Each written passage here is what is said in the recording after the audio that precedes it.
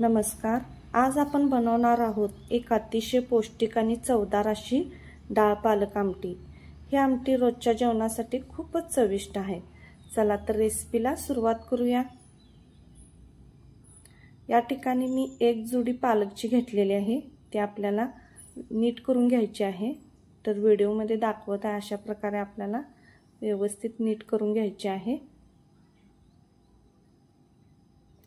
तर माझी सर्व भाजी निवडून घेतलेली आहे। तर आता आपल्याला 2 ते 3 पाण्याने स्वच्छ धुवून घ्यायची आहे। तर या ठिकाणी मी अर्धी वाटी तूर डाळ आणि अर्धी वाटी मूग डाळ घेतलेली आहे। तर या दोन्ही डाळी आपल्याला मिक्स करून घ्यायच्या आहेत आणि 1-2 पाण्याने स्वच्छ धुवून घ्यायचे आहेत।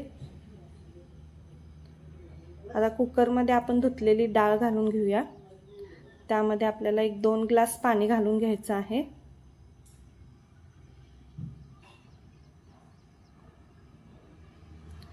एक मध्यम आकाराचा टोमॅटो चिरून घालायचा आहे। अर्धा चमचा हळद, चवीनुसार मीठ,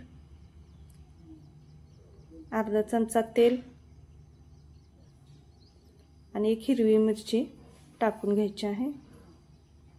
आणि या ठिकाणी मी शेंगदाणे भाजून त्याचे जाडसर कूट केलेले आहे, तेही आपल्याला यामध्ये टाकायचं आहे। आणि 1-2 वाट्या पालक चिरलेला पालक घेतलेला आहे, तोही आपल्याला यामध्ये टाकून घ्यायचा आहे। आता हे सर्व आपल्याला मिक्स करून घ्यायचं आहे आणि झाकण लावून आपल्याला 3 शिट्या करून घ्यायच्या आहेत। आता एका पातेल्यामध्ये 2 चमचे तेल गरम करून घेतलेले आहे, त्यामध्ये अर्धा चमचा जिरे, ठेचलेला लसूण,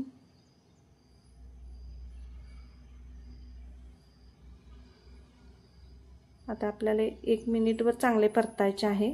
आणि हिंग, थोडीशी हिंग,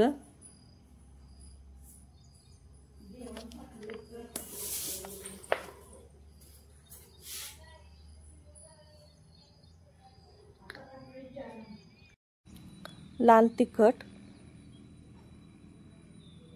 घालून आपल्याला थोडे परतायचे।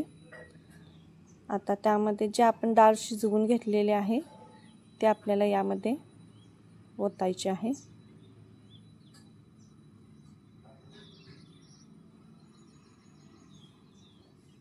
तर आता सर्व मिक्स करून घ्यायचं आहे।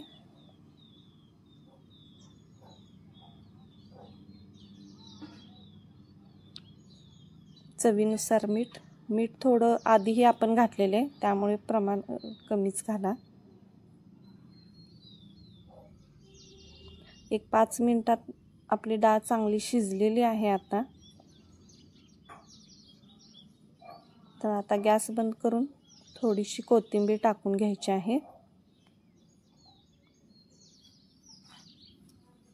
तर पौष्टिक अशी डाळ पालक आमटी आपली तयार झाली आहे।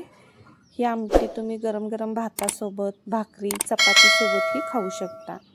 जर तुम्हाला ही रेसिपी आवडली असेल तर चॅनेलला लाईक, शेअर आणि सबस्क्राइब करायला विसरू नका।